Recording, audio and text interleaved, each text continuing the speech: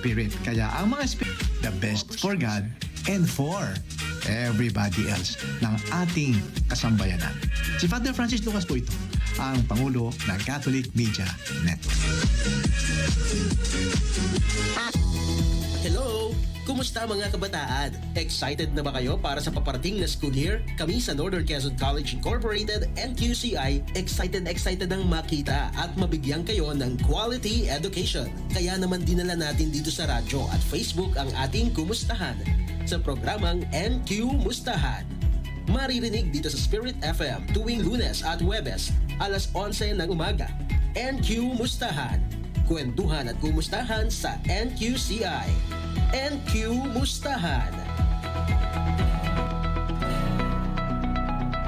Sa NQCI, pangarap mo ay posible.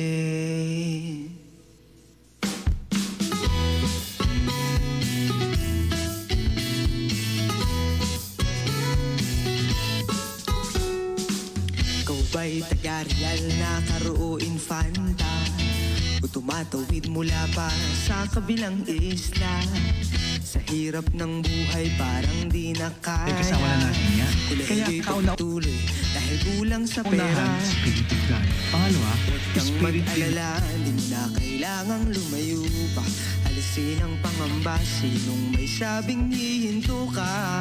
Kung gusto mong maging guro, dito ikaw ay magtungo. Pulis, sundalo at bumbero, nanggaling din dito. Empleyado, negosyante, di ka magsisisi. Sa NQCI, pangarap mo ay posible. Pasukan na naman, senior high school ka na ba? Naghahanap pa rin na magandang eskwela. Kung wala palika, tutulungan kita.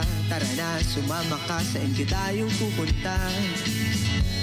Enrollan na naman, pero di kailangang lumayo pa. Pagpatuloy ang hakbang, sinong may sabing tapos na? We also offer senior high school with San ABM and STEM. Dreams and goals are included in our system. Master's program and also professional education. In NQCI, we offer solutions.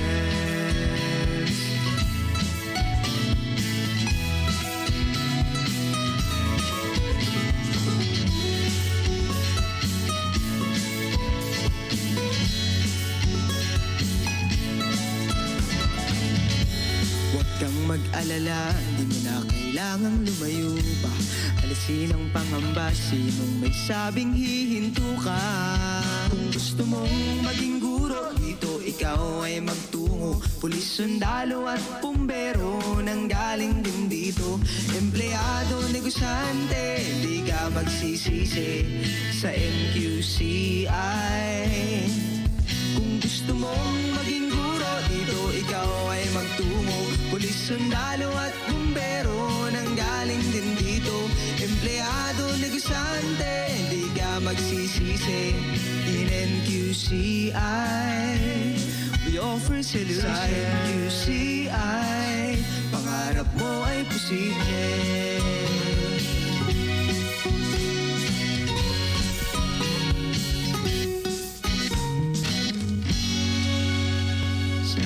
NQCI, pangarap mo ay posible. Magandang umaga.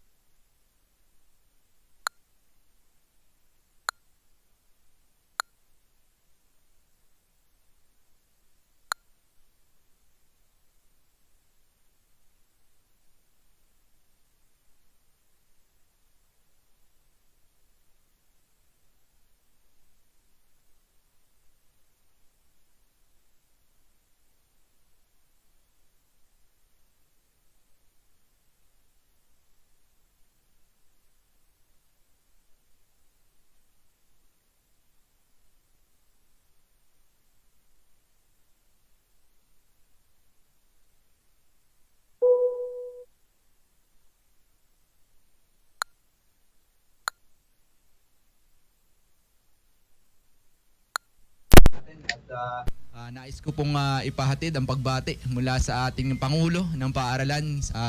Bagamat siya ay hindi natin ngayon kasama sapagkat may equally important matter siyang inaasikaso sa kasalukuyan. Ipinapabatid po niya na ang NQCI po ay very fortunate na maging part ng ganitong programa.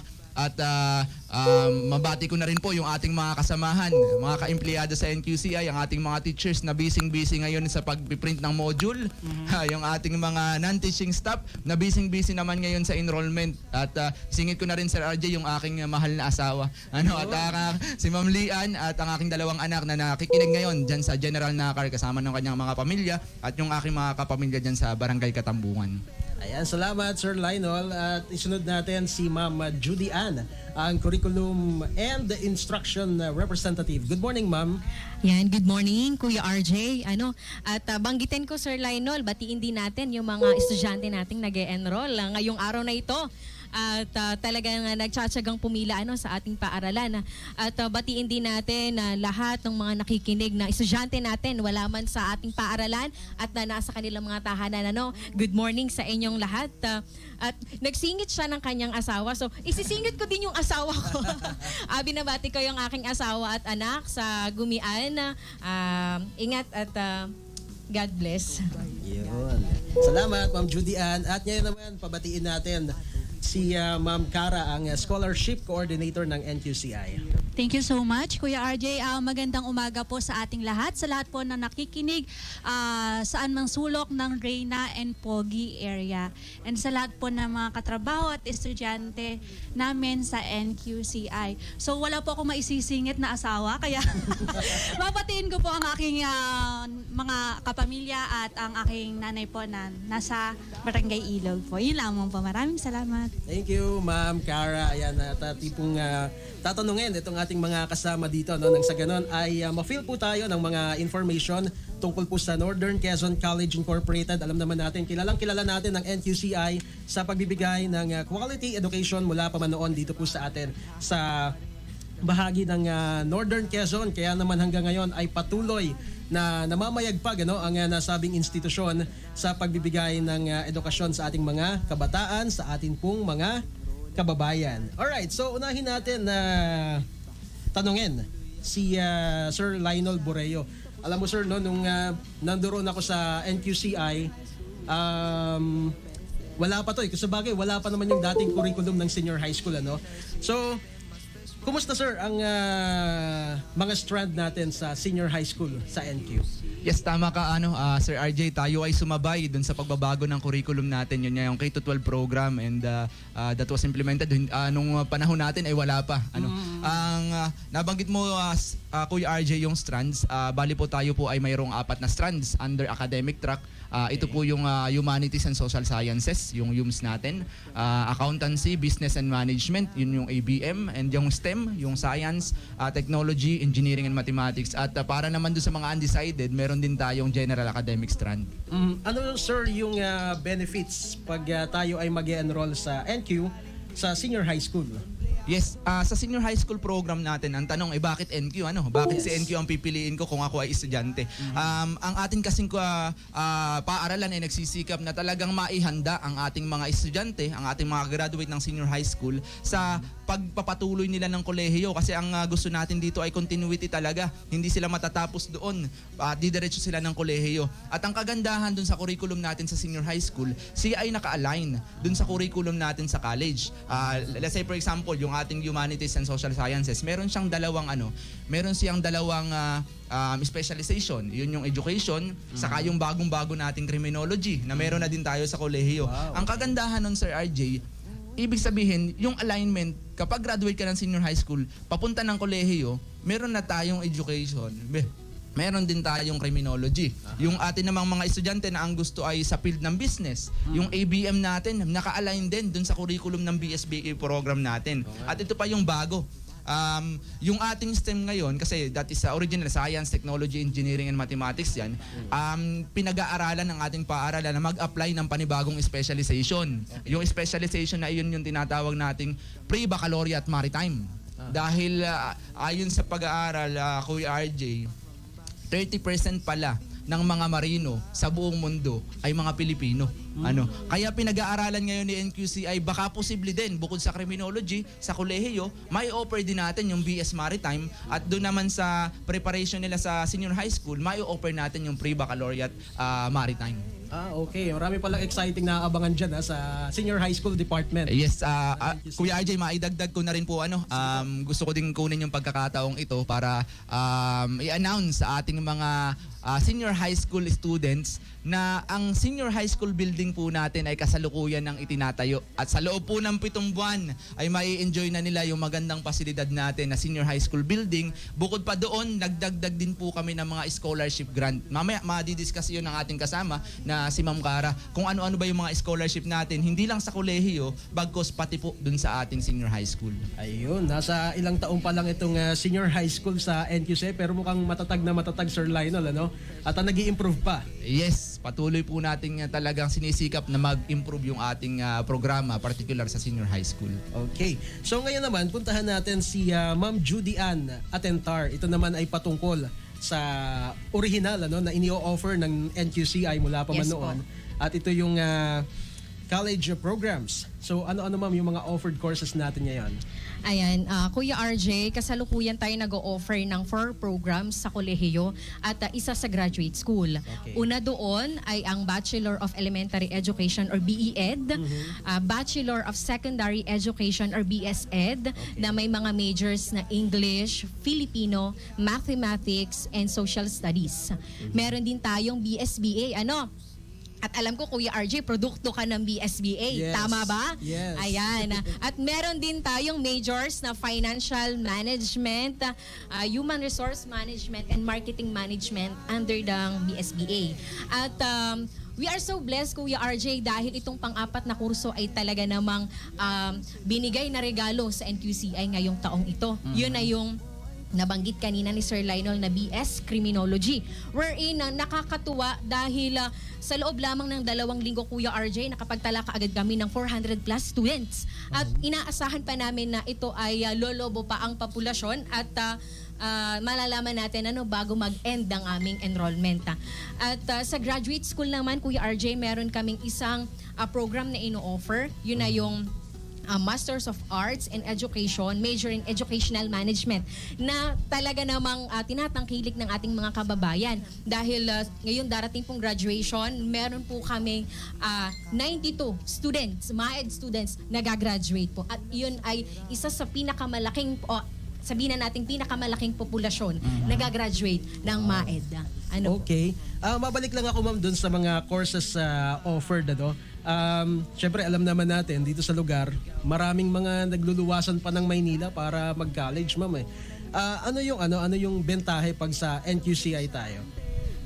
Isa sa pinagmamalaki natin, Kuya RJ, lalo na when it comes to education, ay yung ating percentage ng mga pumapasa sa LET. Ayun, Isa sa pinagmamalaki natin dahil sa ngayon po, nito lang nangyaring LET, nung June 2022 result, meron po tayong NQCI passing rate sa BSEd na 75.44% against national passing rate na 50.48%. While sa BEd po, we have NQCI passing rate na 81.63% against the national passing rate na 50.44%.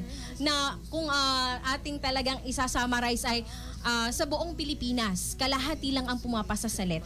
Pero ang NQ ay hindi kalahati ang pumapasa. Higit pa sa kalahati ang pumapasa sa LET. At hindi lang yon.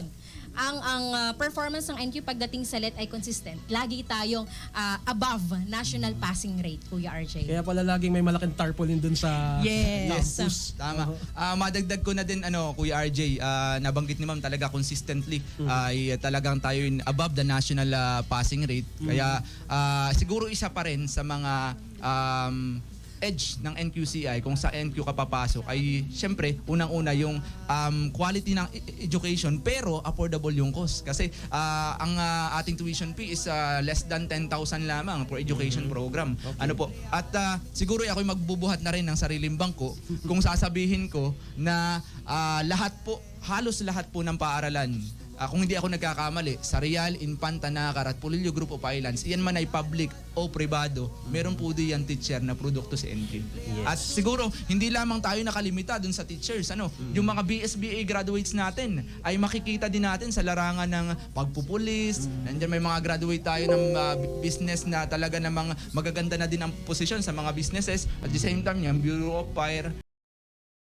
So maraming opportunity talaga na naghihintay sa kanila kapag graduate ka dun sa ating paaralan sa NQCI. So bakit ka pa nga naman lalayo kung meron na? At ang isa pa, nabanggit ni Ma'am na record high natin ngayon yung graduate ng MAED na kulang 100 ang gagraduate ngayon ng MAED. Dahil siguro ay talaga namang di kalibre din yung ating mga professor sa MAED program. Nandyan yung ating dating principal na si Ma'am Lala Flores. Nandyan yung ating kasalukuyang principal ng PICAB, si Dr. Sarmiento. Yung ating PSDS sa General Nakar, natubong Infanta din. Si Sir Saron. Siya po ay Public School District Superintendent ng General Nakar. And then, syempre, mula mismo sa itaas, sa Division Office, ang ating Assistant School Division Superintendent si Dr. Herbert Perez ay isa din po sa mga instructor natin o professor natin sa MAED program. Nakasama niya before si Dr. Myrtle na dating Division Superintendent ng Quezon na produkto din ng MAED program. At marami pa tayong principal. Siguro pag inisa-isa ko ay matatapos yung ating programa ay hindi ko pa napapangalanan lahat. Marami tayong principals and TICs na graduate ng MAED na ngayon ay nai-enjoy na nila yung posisyon. At the same time, may nakapagkwento nga sa akin from Teacher 1 na promote siya ng Teacher 3 agad. Nilampasan na yung Teacher 2. Matapos niyang mapagtapos siya ng MAED sa ating paaralan. Okay, malaking factor po pala dito na dapat yung mga instructor talagang quality, mga professors, no? Yes Quality. po. Yes po. At maaari din na nating idagdag, sir, yung siguro nagre-reflect din na dahil tayo talaga yung nag-i-improve, hindi naman sa pagbubuhat ng bangko, sir. Meron po kaming apply na iba't iba pang kurso na sana po ay i-grant sa atin kahit hindi man ngayong semester na ito pero sa darating pang mga semester una po doon ang BS Entrep po and the BS Public Ad na kakatapos lang ng ARQUAT at nag-aantay na lang po tayo ng kanilang approval doon sa mga requirements na ipinasa po ng school.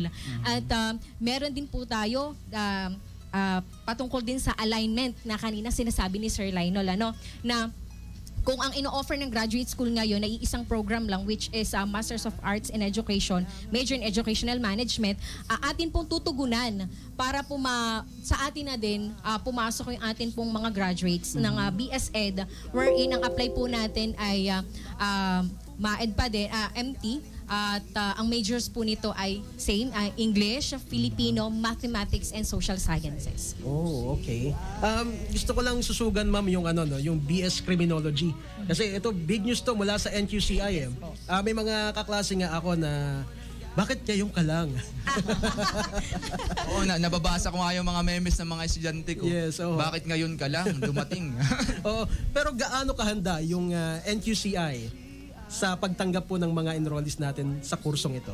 Alam mo, Sir RJ, ako yung naging coordinator noon nung pag-a-apply ng criminology. At talagang isang madugong preparasyon, isang madugong aplikasyon yung aming pinagdaanan bago mai-award sa atin ng criminology. So, kung gaano kahanda ay handang-handa po ang NQCI. Tayo po ay may mga partner.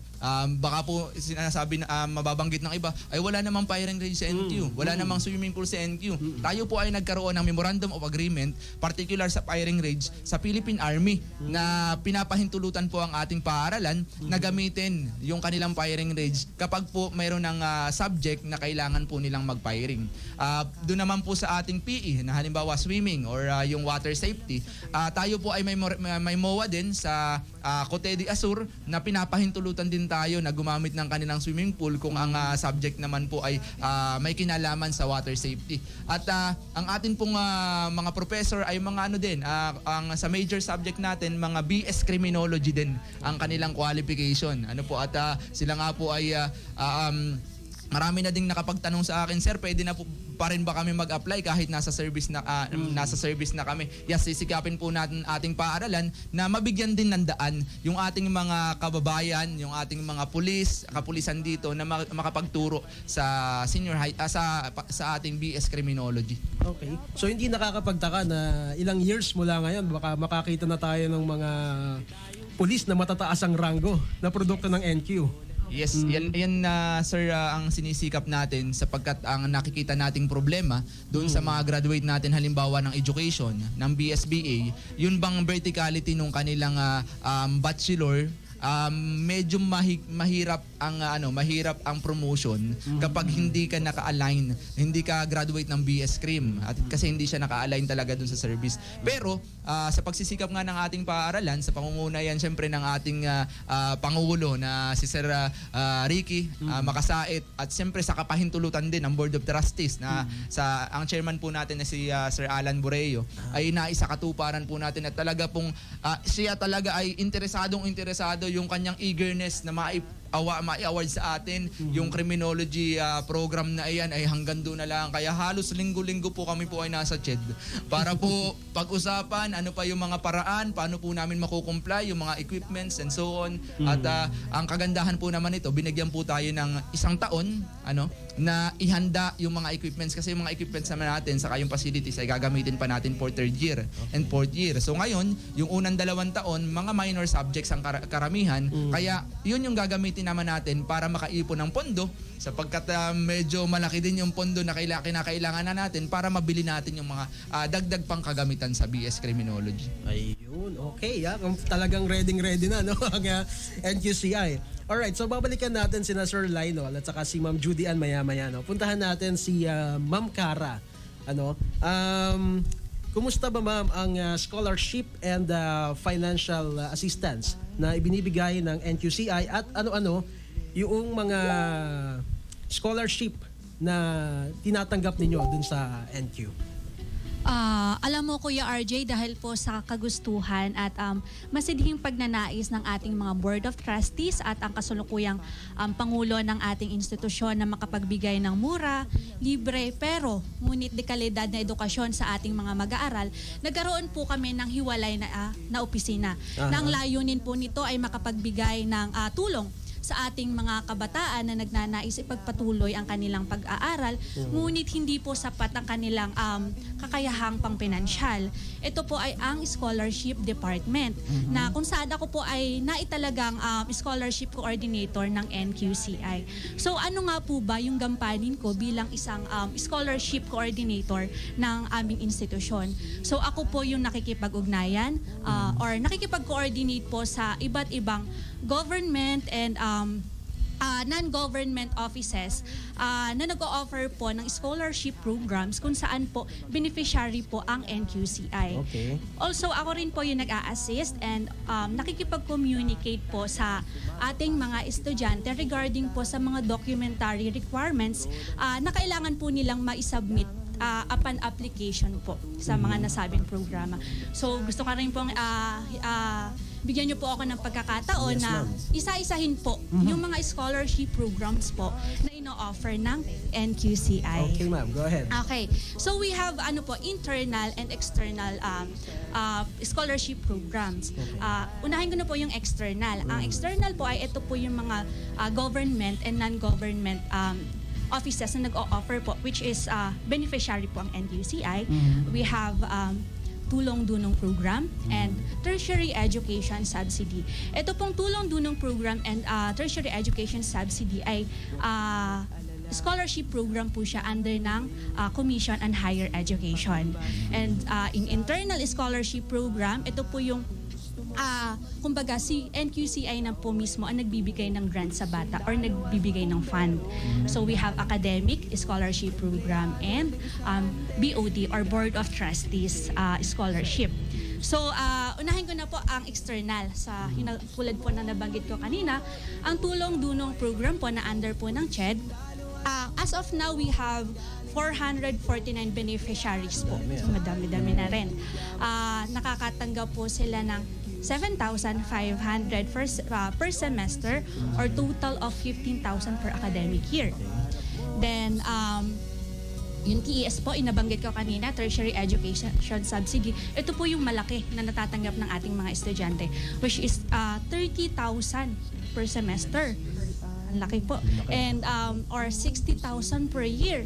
So kung iisipin natin, ang tuition fee po sa NQCI, naglalaro po siya ng 10,000 per month. Per semester. Sorry. And so total of 20,000. So ibig sabihin may natitira pa sa ating mga grantees na pwede nilang magamit, pantulong po sa family nila, pang-allowance, pambili ng gamit na na magagamit nila sa online class or any school supplies na magagamit nila sa pag-aaral. And also, bukod po dito, bahagi din po ang ating eskwelahan ng iba't ibang local government and provincial government unit na nag-o-offer po ng scholarship program dito po sa ating bayan at sa mga karating bayan. So, yun po yung iba't iba nating external scholarship program ng NQCI. Sige sir. Mabanggit ko din sir, nabanggit ko kanina na hindi lang tayo sa kolehiyo may scholarship. Ang NQCI din po, kapag ikaw ay graduate halimbawa ng public high school, meron tayong tinatawag na voucher program para sa mga bata. Ito po ay 17,500 kung ang bata ay manggagaling ng public high school. At pag galing naman siya ng private, 14,000 pesos naman po yung natatanggap niya per year. Ngayon, ang kagandahan po noon, pagpasok ni bata kay NQ, si NQCI na mag-aasikaso ng papel nila, ng application nila sa voucher program. At ang madagdag ko na rin, yung bagong scholarship grant, yung academic grant na ipinoprovide natin ngayon. Sabi ko kanina, bakit NQ? Bakit ako magsi-senior high school sa NQ? Kasi kung ang gusto mo rin lang naman ay magpatuloy ka ng kolehiyo sa NQCI, ang kagandahan, kapag graduate ka ng senior high school, meron ka ng 20% discount pag ikaw ay pumasok sa NQCI ng kolehiyo. Basta ikaw ay alumni ng senior high school. Tama ba ako, Ma'am Cara? For pag alumni ka po ng senior high school ng NQCI at pinagpatuloy mo po ang iyong kolehiyo sa NQCI, pag 95% po ang general weighted average mo, full merit scholarship. Pero kapag 84 to 94, yun po, dun po papasok yung 20% merit scholarship. So hindi ka man academic honor, ikaw man ay ang grade ay hindi umabot ng 95, at least yung 20% sir. Yes, sir. 20% ng 10,000, medyo malaki na rin yan. Nasa 2,000, nasa 2,000 na din yan. Meron ka ba ma'am idea ano yung mga requirements dun sa mga external scholarship na binabanggit mo kanina? Okay, yes po. Ang usually po na requirements po for external scholarship programs ay inyo pong certificate of grades from previous semester and certificate of enrollment or yung white form po. And also po yung proof of income from kahit po municipality po. Yun po, sir. Okay. Punta naman tayo dun sa internal scholarship. Opo. Nabanggit na po kanina ni Sir Lionel yung ating yung pahapyaw po regarding po sa academic. So for internal po, we have academic scholarship program. So ginagrant po ito sa mga estudyante ng NQCI na who meet the required general average po. So una na po dyan ay yung ating academic scholarship for senior high school. Tingnan ko sa ako. Sige ma'am. So ayun po, yung benefits po ng ito po ay open lamang po sa incoming grade 11. So for doon po sa ating mga senior high school na may applied voucher, free tuition fee po. And for ating for scholarship po or students with applied senior high school voucher, free miscellaneous fee naman po. So kailangan po upon application 95% po yung general weighted average or higher po. Okay? Then we also have the academic scholarship for college. Ito nga po, kinategorize po namin ito po ng in-campus and outside. So yung in-campus, gaya po ng nabanggit ni Sir Lionel kanina, ito po yung mga estudyante or senior high school graduate from NQCI at pinagpatuloy po ang kolehiyo sa NQCI. So we have full merit scholarship. Ito po yung 95 po ang general average or higher. And yung 20% po merit scholarship po, para naman po ito sa mga general average ay less than or 85 to 94%. Tapos yung out campus naman po, ito naman po yung mga estudyante or senior high school graduate from other schools. Nagbibigay naman po kami dito ng free tuition fee. So, yung miscellaneous fee and other fees, isi-shoulder na po. Oo, yun na po yung isi-shoulder ng bata. And also, last but not the least is the BOT or the Board of Trustees. So, bawat Board of Trustees po ng NQCI, they are entitled po to select one student freshman na magiging beneficiary po nila. So, free, rin po ito, full tuition fee na rin po.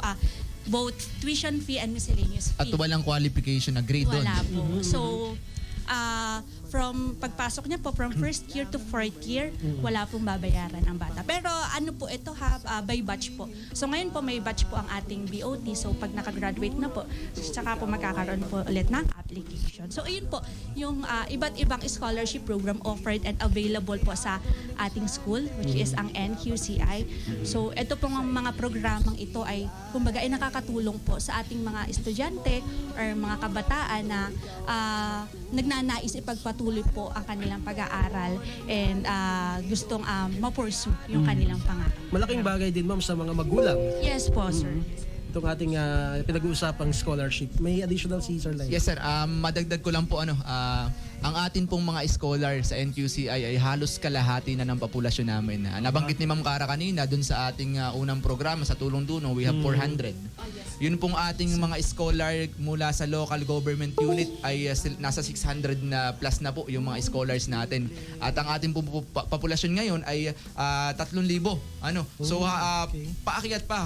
Sinisikap po ng scholarship department na talagang dumating sa punto na 100% ng estudyante ni NQCI ay scholar na sa pamamagitan niya ng partnership natin sa mga local government unit, sa mga actually meron tayong scholar na nagmula sa non-government unit. Ang Marpets ay nag-sponsor Yes ng po, yes anim na estudyante na sinagot din nila ang tuition. At marami pang ibang non-government unit na katulong din natin dito. At yan nga yung pagsisikap talaga. Alam natin ang kalagayan, katayuan ng ating mga kababayan dito sa Infantarial Nakar, Pulilio, talagang hirap tayo sa pinansyal at maging daan baga si NQCI para yung mga pangarap nila ay maabot nila sa pamamagitan ng murang tuition at hindi nga lang mura ay nalilibre pa. May sukli pa. At may sukli pa. Wala nang dahilan para hindi pa mag-enroll at magpatuloy ng pag-aaral. Napaka-importante ng edukasyon para sa ating mga kabataan. Alright, so 11:35 ang ating pong oras at tayo po'y magpapakilala lamang sandali ng ating himpilan upang bigyang daan mamaya sa ikalawang bahagi yung mga karagdagan pa nating tanong sa ating mga panauhin ngayong umaga. At kung meron po kayong mga nais na linawin, klaruhin sa atin pong mga naririnig, pwede po kayong magpadala ng mensahe sa ating Facebook page, 92.7 Spirit FM Infanta, at sa Facebook page po mismo ng Northern Quezon College Incorporated, sapagkat tayo po ay napapanood at nasusubaybayan din po dyan sa ating dalawang Facebook pages. Tutok lamang po dito sa 92.7 Spirit FM.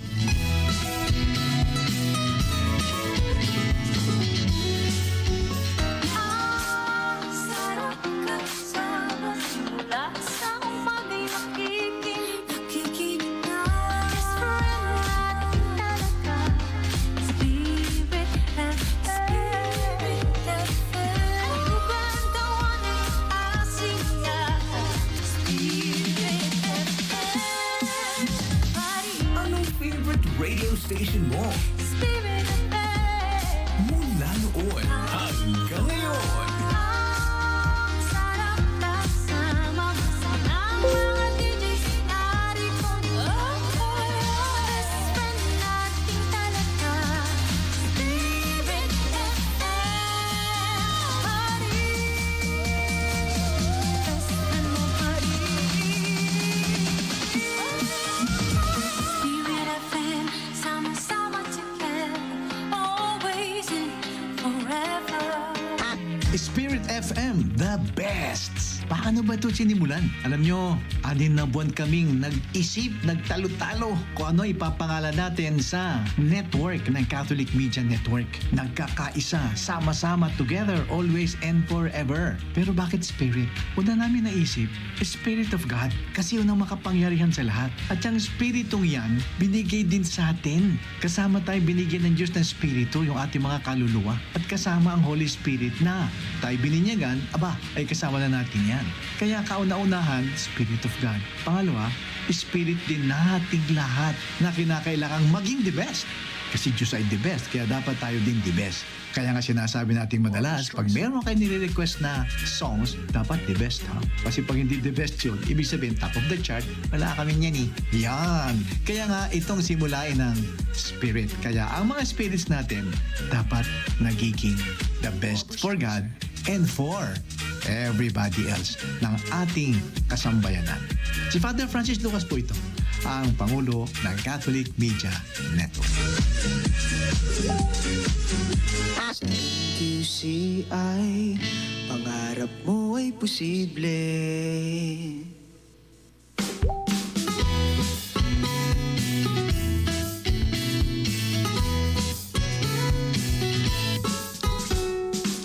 Ikaw ba'y taga-real na karuuin fa? Oras po natin, 11:38 ng umaga. Patuloy po tayo sa ating pakikikumustahan sa mga taga Northern Quezon College Incorporated dito po sa programang NQ Mustahan. Ako pa rin po si RJ Caruncio at kasama pa rin po natin sina Sir Lionel, Ma'am Cara at si Ma'am Judy Ann. Ayan, meron tayong ilang mga tanong sa ating Facebook page tungkol po ito sa BSED. Magkano raw po ba yung ating tuition sa BSED? Hello, Kuya RJ. Bali po, nakadepende po yung cost ng tuition fee sa units na iti-take ng bata. So, meron po tayong 314 pesos per unit na sa bata. And then, bukod pa po doon yung miscellaneous fee na babayaran ng bata. So, hindi po siya talagang makukwenta natin agad. Nakadepende po siya sa units. Pero kung i-estimate natin siya, Estimate natin dyan na Sir RJ sa BSED program natin. Nagre-range siya ng 8,000 to 10,000 pesos. Pero ang sa enrollment naman, kailangan lang nilang mag-down nung sa miscellaneous fee. Ang miscellaneous fee kasi natin ay 2,500 plus 500 para sa tuition fee. So, ang hindi na-down po nila upon enrollment ay 3,000. Okay. Salamat po sa paglilinaw. Batiin lang natin nakasubaybay ngayon sa ating programa si Helen Cahigal. Ayan, sabi niya, Infanta Quezon, bata na aking kinalakihan. Mission na. Ayan, salamat kay Mama Princess Sanchez ng NQ. Magandang umaga. Kay Sir Renzi Mortiz at kay Pauline Orejola. Kay Sir John Mark Catalia. Magandang umaga po. At kay Sir Marvy Portelo. Nakasubaybay ngayon. At ganoon din kay Ryan Soliano na nakikinig sa ating programa. Mamaya balikan po natin yung mga greetings ng ating mga nakasubaybay ngayon sa ating programang NQ Mustahan.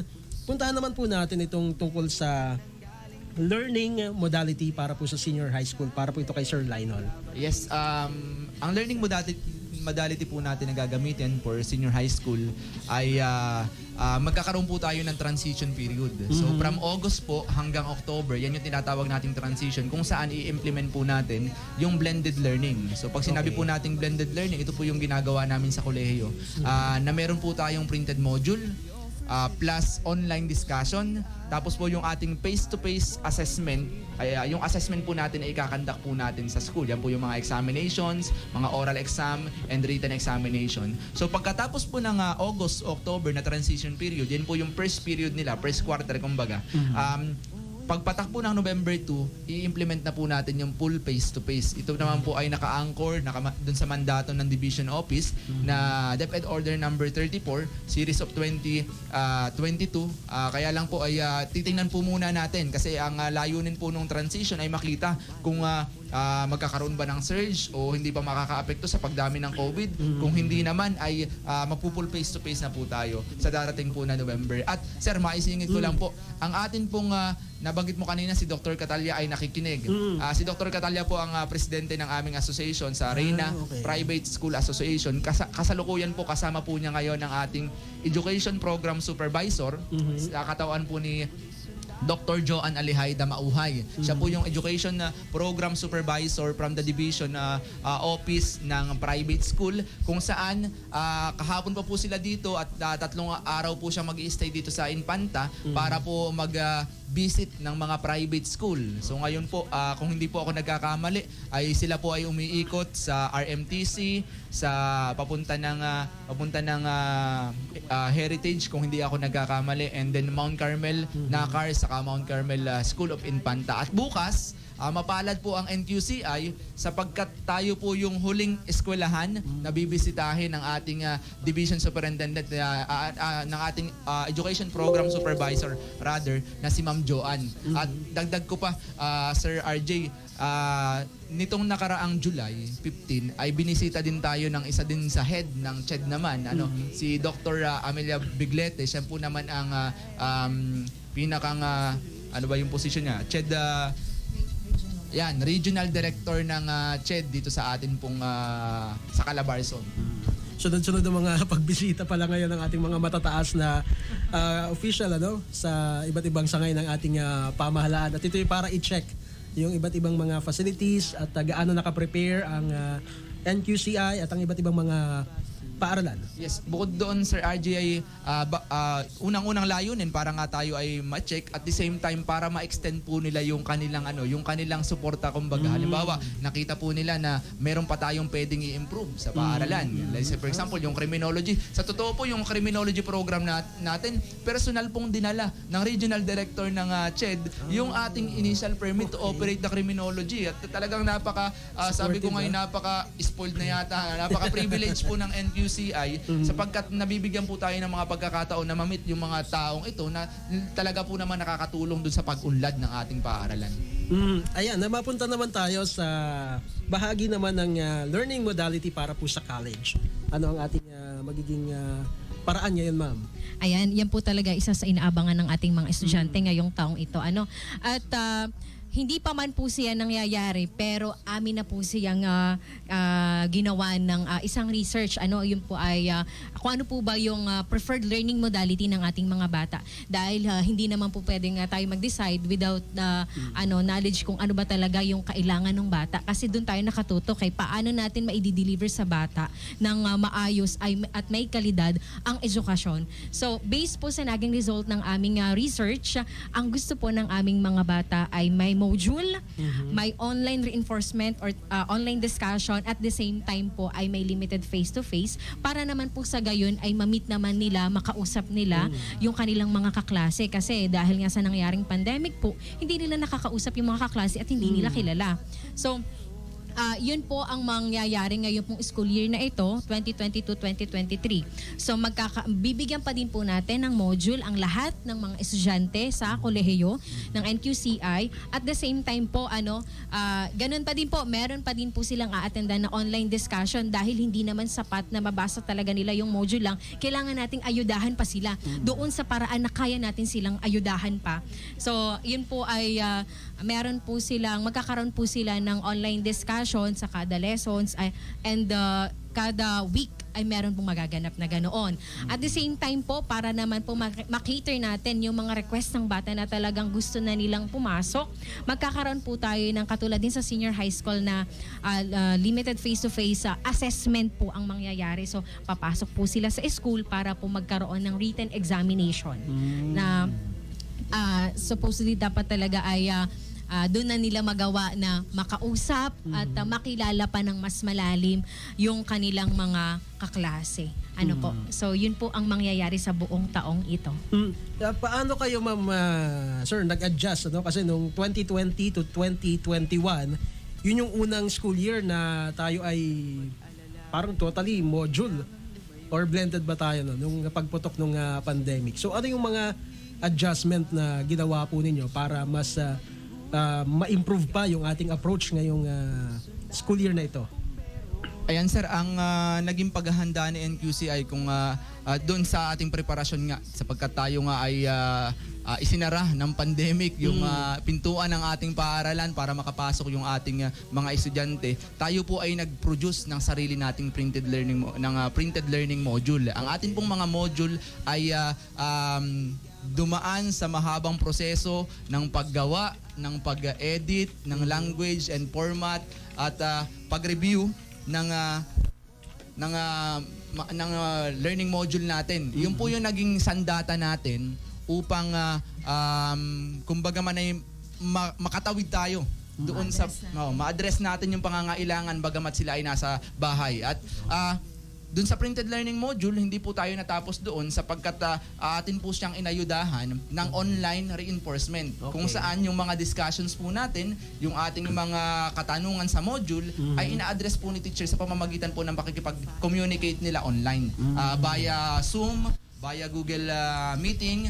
And kung ang mga estudyante naman natin ay nasa malayo, halimbawa wala silang signal, yan, handa po rin si teacher na sumagot sa pamamagitan naman ng text messages.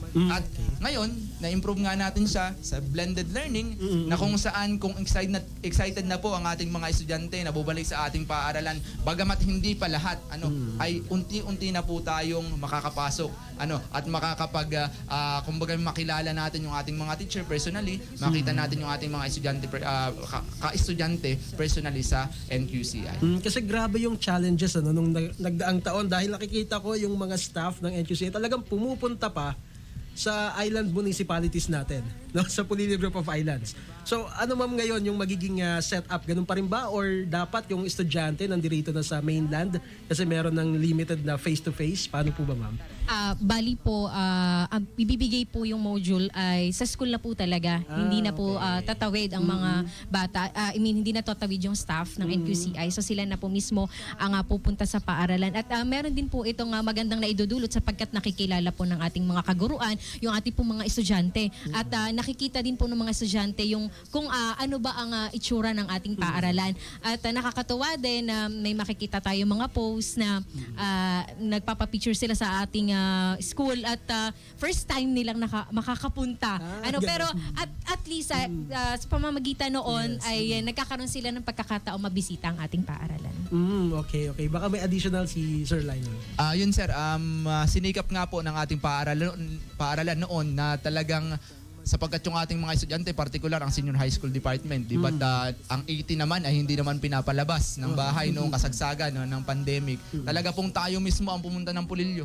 Pumunta po tayo ng Patnanungan, nagpadala tayo ng tao sa Humalig para yun ang mag-aabyad o mag-aasikaso ng kanilang mga enrollment requirements at makarating sa NQCI. Pati po yung mismong pagbabayad.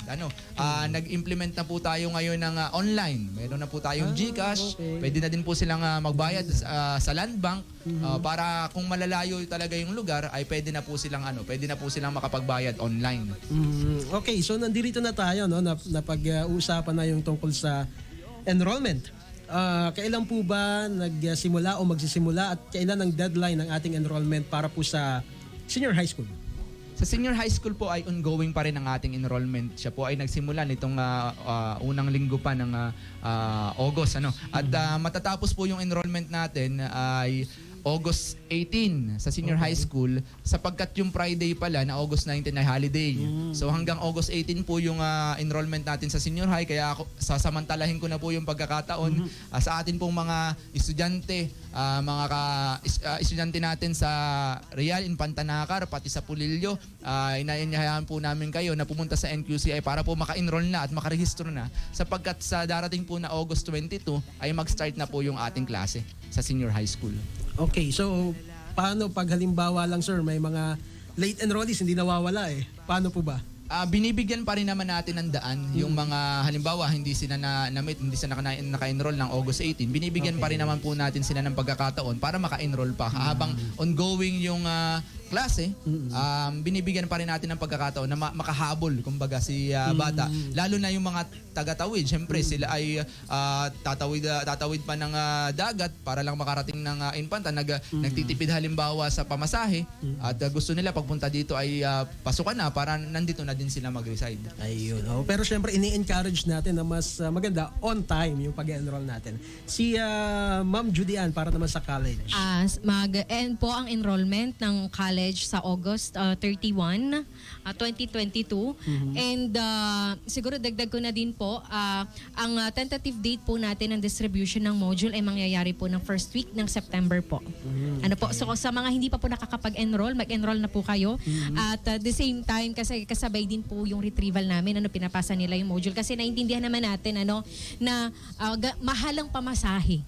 Mahal ang pamasahe. So, understood po iyon na pagka-retrieve nila ng module nila sa school, ay diretso nag-enroll na sila. At kung meron man pong magkakaroon ng case na late enrollee, ganun din po, kailangan po nating buksan ang ating eskwelahan sa mga ganoong sitwasyon, lalong-lalo na't kung reasonable naman po ang mga magiging reason ng mga bata natin.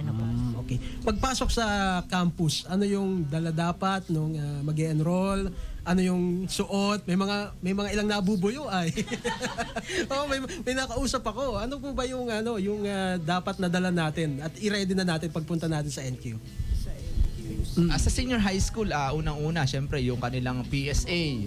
Okay, Ayan. okay. Yan yung kalimitan nagiging problema ng aming LIS coordinator. Wala yung PSA, yung card nila nung sila ay grade 10.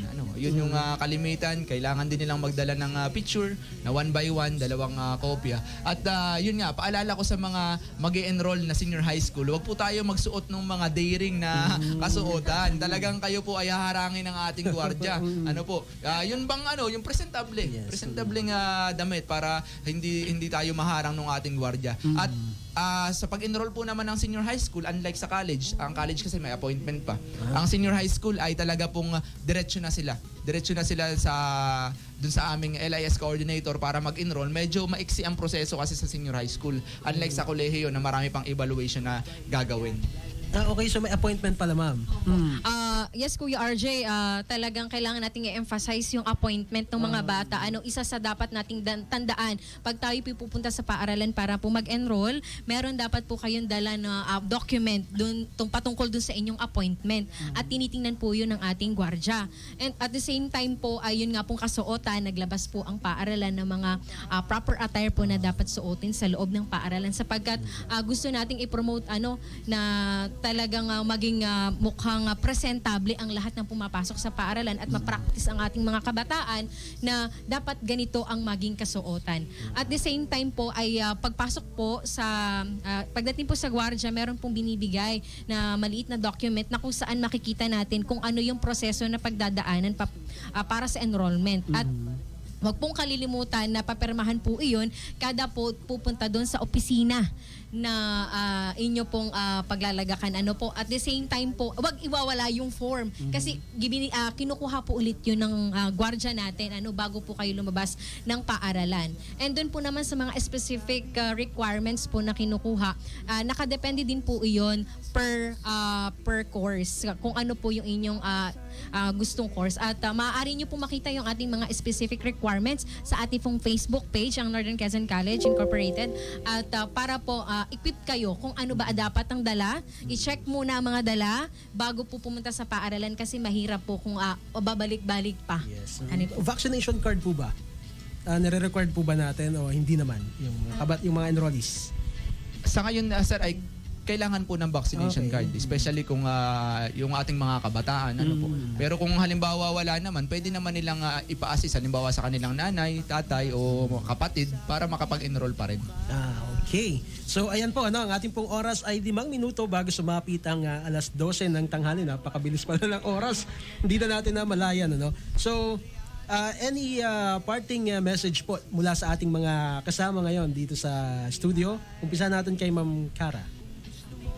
Bago po matapos ang ating programa ngayong oras ay ikinagagala ko pong ibalita na open na po ang NQCI Academic Scholarship. Posted na po ito sa NQCI page as well as to my scholarship Facebook account, Cara Soliano NQCI. Please add na lang po or follow na lang po para maging updated po kayo sa lahat po ng announcement of application regarding scholarship. Also, if you have inquiries, you may proceed to the Guidance, Counseling, and Scholarship Department. Look for me po, Miss Cara Saliano, or you may contact us at 0961-708-6505 or email me at carasoliano.nqci@gmail.com.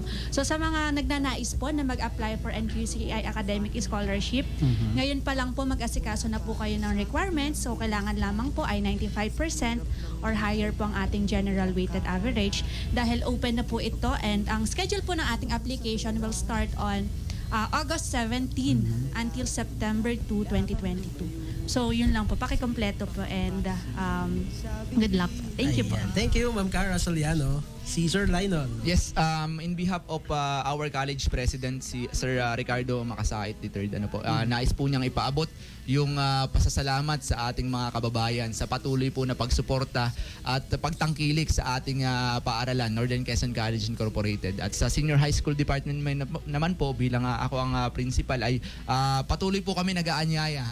Patuloy po kaming umaasa na ang atin pong mga senior high school, incoming senior high school student ay piliin din ang ating paaralan sapagkat talagang sinisikap ng ating administrasyon na magkaroon talaga ng kumbaga may continuity, alignment, yung kanilang karir na tatahakin simula pa lang sa senior high school papunta ng kolehiyo. At yun po yung pangarap ng ating paaralan, talagang maipaabot yung tulong, affordable na tuition fee, at yung programa na magre-respond dun sa pangangailangan ng ating mga kababayan. Thank you, Sir Lionel Borreo. Ayan po. Siguro na din itong mensahe kong ito ay para sa ating mga estudyante.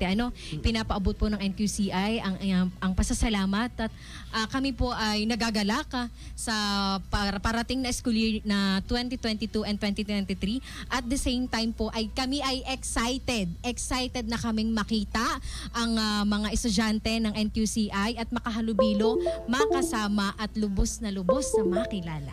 Yan, alright. So mga kabataan, mga magulang, lalayo pa ba naman tayo? At saka lalayo pa ba naman tayo sa mga example ng mga taong sabi nga nag-excel sa kanilang mga career? Halos karamihan dito sa kasama natin sa studio ay produkto ng NQCI. Yes. Alright, so ang programa pong ito ay muli ninyong mapapakinggan sa darating na Lunes. Alas 11 ng umaga at ganoon din kapag araw po ng Huwebes, same time po Kaya kung meron po kayong mga nais pang itanong, mag-PM po kayo sa Facebook ng Spirit FM o kaya naman direkta na po sa Facebook ng NQCI para po yan ay mabilis din nilang matugunan. Wala na po bang mga habol na greetings? Ay, good morning. Magandang tanghali din nga pala kay Ma'am Honey Grace Didi. Ayan, nakasama rin natin dito sa loob ng ating studio.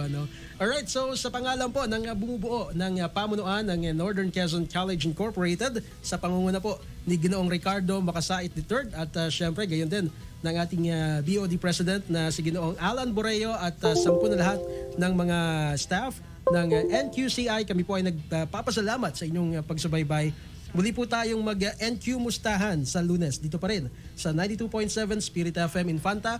Ako po si RJ Caruncho. Dahil kulang sa pera